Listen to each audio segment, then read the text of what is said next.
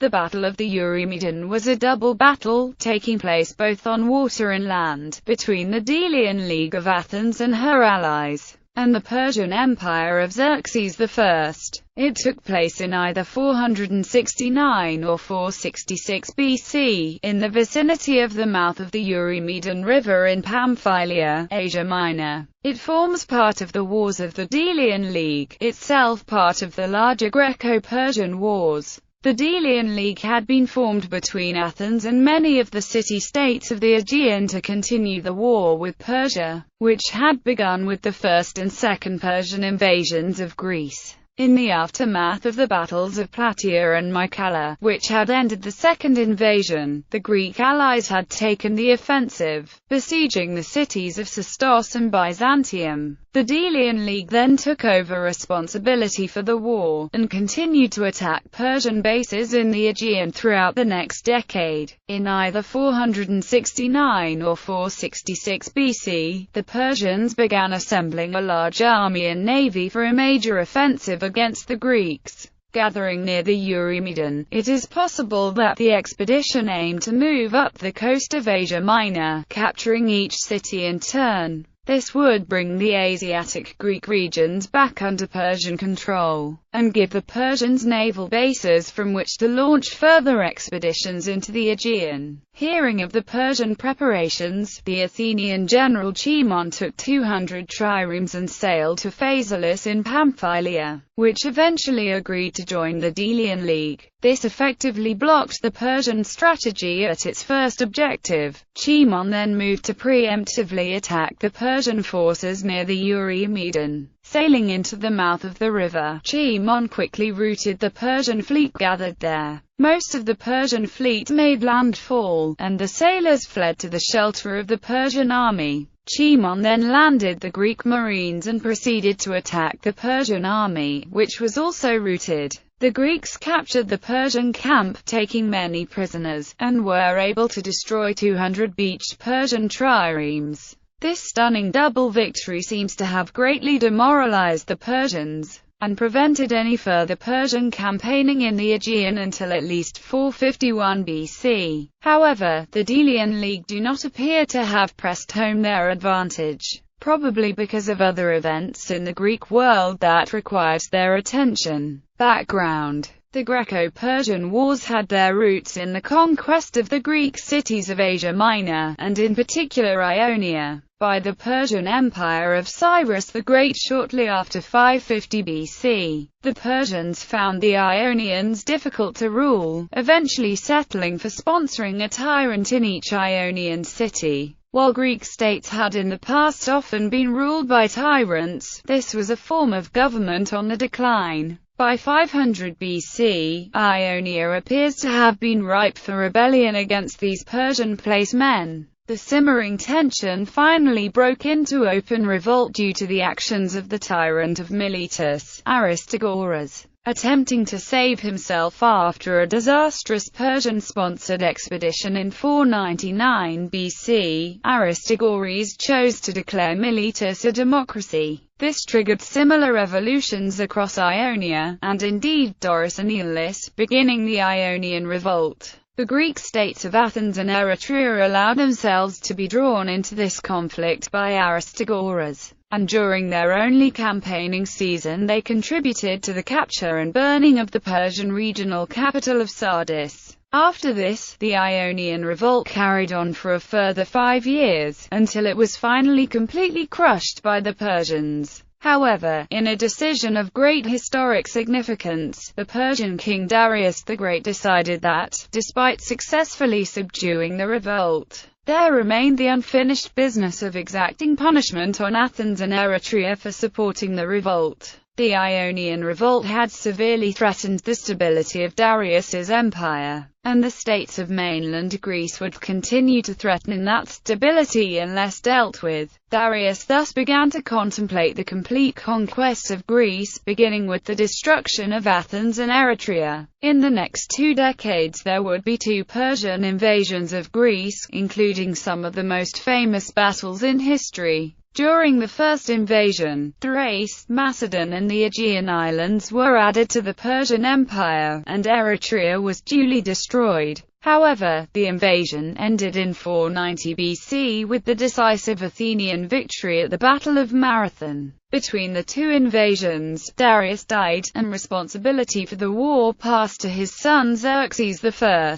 Xerxes then led the second invasion personally in 480 BC, taking an enormous army and navy to Greece. Those Greeks who chose to resist were defeated in the twin battles of Thermopylae and Artemisium on land and at sea respectively. All of Greece except the Peloponnesus thus fell into Persian hands, but then seeking to finally destroy the allied navy, the Persians suffered a decisive defeat of the Battle of Salamis. The following year, 479 BC, the Allies assembled the largest Greek army yet seen and defeated the Persian invasion force at the Battle of Plataea, ending the invasion and the threat to Greece. According to tradition, on the same day as Plataea, the Allied fleet defeated the demoralized remnants of the Persian fleet in the Battle of Mycale. This action marks the end of the Persian invasion, and the beginning of the next phase in the Greco-Persian Wars, the Greek counterattack. After Mycale, the Greek cities of Asia Minor again revolted, with the Persians now powerless to stop them. The Allied fleet then sailed to the Chersonesos, still held by the Persians, and besieged and captured the town of Sestos. The following year, 478 BC, the Allies sent a force to capture the city of Byzantium. The siege was successful, but the behavior of the Spartan general Pausanias alienated many of the Allies, and resulted in Pausanias's recall. The siege of Byzantium was the last action of the Hellenic Alliance that defeated the Persian invasion. After Byzantium, Sparta was eager to end her involvement in the war. The Spartans were of the view that, with the liberation of mainland Greece, and the Greek cities of Asia Minor, the war's purpose had already been reached. There was also perhaps a feeling that securing long-term security for the Asian Greeks would prove impossible. The loose alliance of city-states that fought against Xerxes' invasion was dominated by Sparta and the Peloponnesian League. With the Spartan withdrawal, the leadership of the Greeks now explicitly passed to the Athenians. A congress was called on the holy island of Delos to institute a new alliance to continue the fight against the Persians.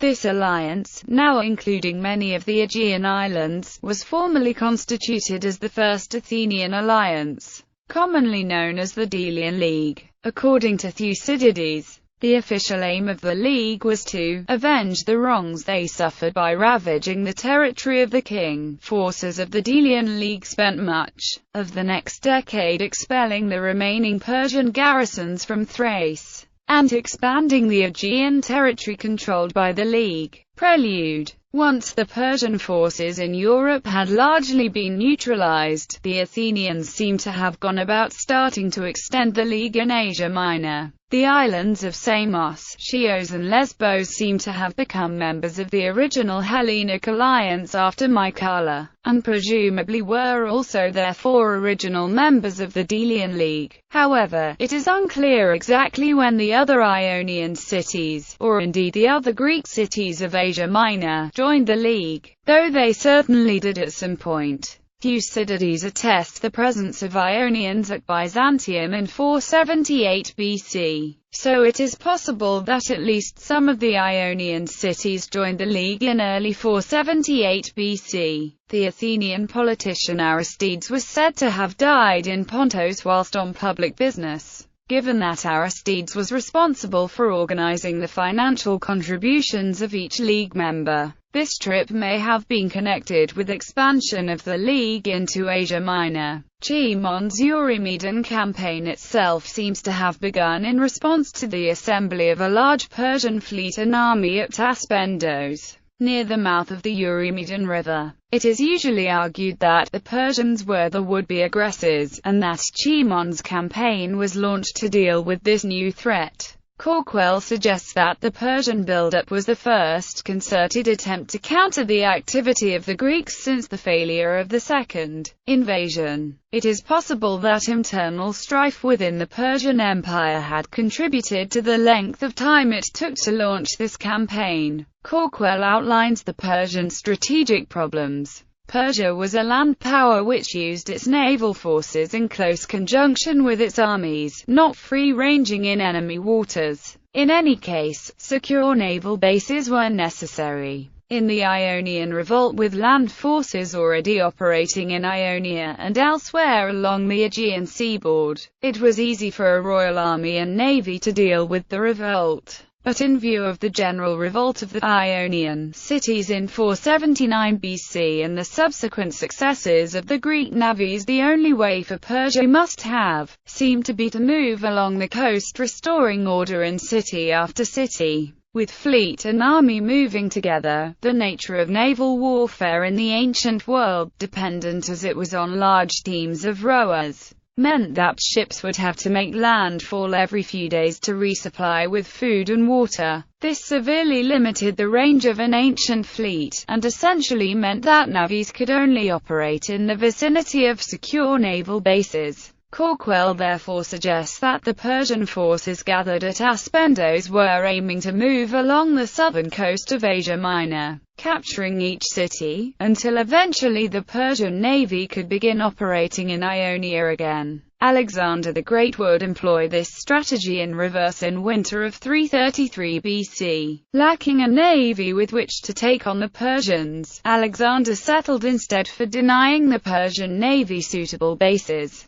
by capturing the ports of southern Asia Minor. Plutarch says that upon hearing that the Persian forces were gathering at Aspendos, Cimon sailed from Cnidus with 200 triremes. It is highly likely that Cimon had assembled this force because the Athenians had had some warning of a forthcoming Persian campaign to resubjugate the Asiatic Greeks. Certainly, no other league business would have required such a great force. Cimon may have been waiting in Caria because he expected the Persians to march straight into Ionia, along the royal road from Sardis. According to Plutarch, Cimon sailed with these 200 triremes to the Greek city of Phasaelis, but was refused admittance. He therefore began ravaging the lands of Phasaelis, but with the mediation of the Chian contingent of his fleet. The people of Phasaelis agreed to join the League. They were to contribute troops to the expedition, and to pay the Athenians 10 talents.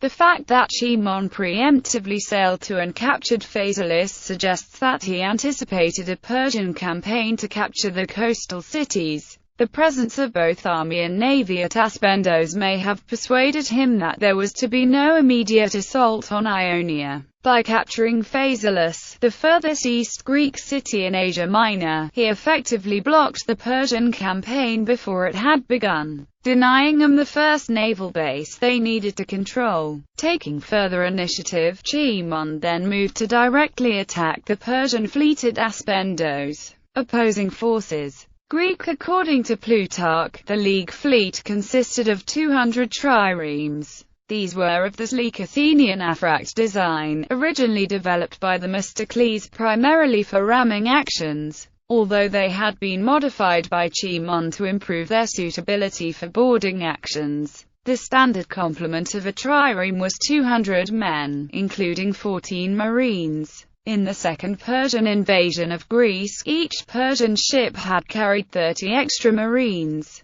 And this was probably also true in the first invasion, when the whole invasion force was apparently carried in triremes. Furthermore, the Chian ships at the Battle of Lade also carried 40 marines each. This suggests that a trireme could probably carry a maximum of 40 to 45 soldiers. Triremes seem to have been easily destabilized by extra weight. There were therefore probably around 5,000 hoplite marines with the League fleet. Several different estimates for the size of the Persian fleet are given. Thucydides says that there was a fleet of 200 Phoenician ships, and is generally considered the most reliable source. Plutarch gives numbers of 350 from Ephorus and 600 from Phanidemus. Furthermore, Plutarch says that the Persian fleet was awaiting 80 Phoenician ships sailing from Cyprus. Although Thucydides' account is generally to be favored, there may be an element of truth in Plutarch's assertion that the Persians were awaiting further reinforcements. This would explain why Cimon was able to launch a preemptive assault on them. There are no estimates in the ancient sources for the size of the Persian land army. However, the number of Persian marines accompanying the fleet was presumably in the same range as the number of Greek marines, since the Persian ships carried the same complement of troops. Plutarch quotes Ephorus as saying that Tydrostus was commander of the royal fleet, and Pherendacius of the infantry, but says that Callisthenes named Ariomandes as overall commander. Battle. Thucydides gives only the barest of details for this battle. The most reliable detailed account is given by Plutarch. According to Plutarch, the Persian fleet was anchored off the mouth of the Eurymedon, awaiting the arrival of 80 Phoenician ships from Cyprus. Cimon, sailing from Phaselis, made to attack the Persians before the reinforcements arrived, whereupon the Persian fleet, eager to avoid fighting, retreated into the river itself. However, when Cimon continued to bear down on the Persians, they accepted battle. Regardless of their numbers, the Persian battle line was quickly breached, and the Persian ships then turned about, and made for the river bank. Grounding their ships, the crews sought sanctuary with the army waiting nearby. Some ships may have been captured or destroyed during the naval battle, but it seems likely that most were able to land. The Persian army now began to move towards the Greek fleet, which had presumably also grounded itself in order to capture the Persian ships. Despite the weariness of his troops after this first battle, Cimon, seeing that his men were exalted by the impetus and pride of their victory, and eager to come to close quarters with the barbarians, landed the marines and proceeded to attack the Persian army. Initially the Persian line held the Athenian assault, but eventually, as at the Battle of Mycale, the heavily armored hoplites proved superior, and routed the Persian army. Fleeing back to their camp, the Persians were then captured, along with their camp, by the victorious Greeks. Thucydides says that 200 Phoenician ships were captured and destroyed. It is highly unlikely that this occurred during the apparently brief naval battle, so these were probably grounded ships captured after the battle and destroyed with fire, as has been the case at Mycale. Plutarch says that 200 ships were captured, in addition to those that were destroyed or fled. It is possible that destroyed in this context means sunk during the battle, since the Greeks would almost certainly have destroyed the ships that they captured as well. Since Thucydides only explicitly gives the number of ships destroyed, it is possible to reconcile Plutarch's and Thucydides' numbers, but it is not clear that this is the best approach. There are no estimates in the ancient sources for casualties amongst the troops of either side. Plutarch says that, following his double victory, though like a powerful athlete he had brought down 2 contests in one day, Cimon still went on competing with his own victories. Cimon supposedly sailed with the Greek fleet as quickly as possible to intercept the fleet of 80 Phoenician ships the Persians had expected. Taking them by surprise, he captured or destroyed the entire fleet. However, Thucydides does not mention this subsidiary action, and some have cast doubt on whether it actually happened. Aftermath. According to Plutarch, one tradition had it that the Persian king agreed a humiliating peace treaty in the aftermath of the Eurymedon. However, as Plutarch admits, other authors denied that such a peace was made at this time, and the more logical date for any peace treaty would have been after the Cyprus campaign of 450 BC. The alternative suggested by Plutarch is that the Persian king acted as if he had made a humiliating peace with the Greeks, because he was so fearful of engaging in battle with them again. It is generally considered unlikely by modern historians that a peace treaty was made in the aftermath of Eurymedon. The Eurymedon was a highly significant victory for the Delian League, which probably ended once and for all the threat of another Persian invasion of Greece. It also seems to have prevented any Persian attempt to reconquer the Asiatic Greeks until at least 451 BC. The accession of further cities of Asia Minor to the Delian League, particularly from Caria, probably followed Chimon's campaign there. Despite Chimon's massive victory, something of a stalemate developed between Persia and the League. The Greeks do not appear to have pressed their advantage home in a meaningful way. If the later date of 466 BC for the Eurymedon campaign is accepted, this might be because the revolt in Thassos meant that resources were diverted away from Asia Minor to prevent the Thasians seceding from the League. Conversely, as Plutarch suggests, the Persians adopted a very defensive strategy in the Aegean for the next decade and a half. The Persian fleet was effectively absent from the Aegean until 451 BC, and Greek ships were able to ply the coasts of Asia Minor with impunity. The next major Delian League campaign against the Persian would only occur in 460 BC, when the Athenians decided to support a revolt in the Egyptian satrapy of the Persian Empire. This campaign would last 6 years, before eventually ending in disaster for the Greeks.